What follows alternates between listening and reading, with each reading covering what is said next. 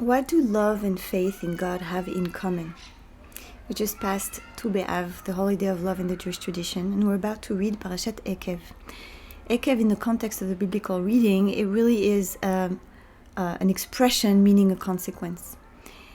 But it's rarely used, and it's not a coincidence when the biblical narrator chooses one term or the other.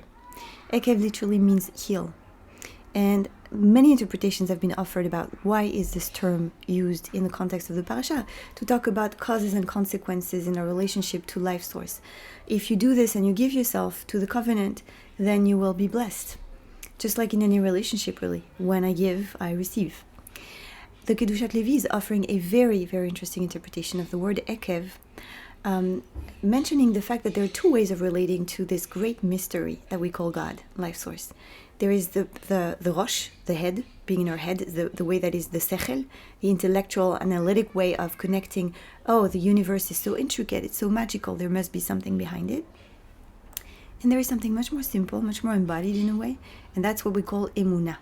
Now, Emunah is not about, I believe this or that, or it's more a way of talking about, I trust this. I don't know why, but I trust this. Emunah is a language of trust. And he says this is in the feet, in the heels. And I think this metaphor tells us two things that are very important. One is that the heels mean that we're grounded. It's grounding. So emunah is the opposite of being kind of like heady and dreamy and not concrete. It's actually something that is very grounded and grounding. And it also means it's something we have to act upon. It's something that invites us to be active in the world, to walk. Right? Sometimes we get lost in our head and actually we don't act much. Right? We can be very analytical but incapable of actually doing.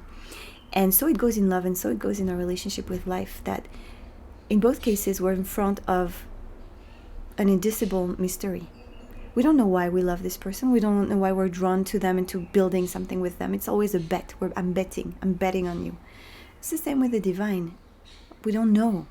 It's not about proofs. It's about gut feeling, and the gut feeling here is in the heels. This, I don't know why, but I trust that. I believe in it, and therefore I'm going to take the risk, and I'm going to walk the walk. And this is why the parasha is talking about, when you give, you receive.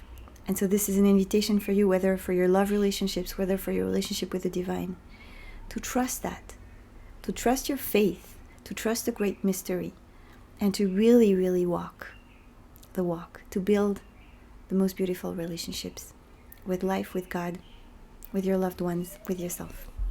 Shabbat Shalom.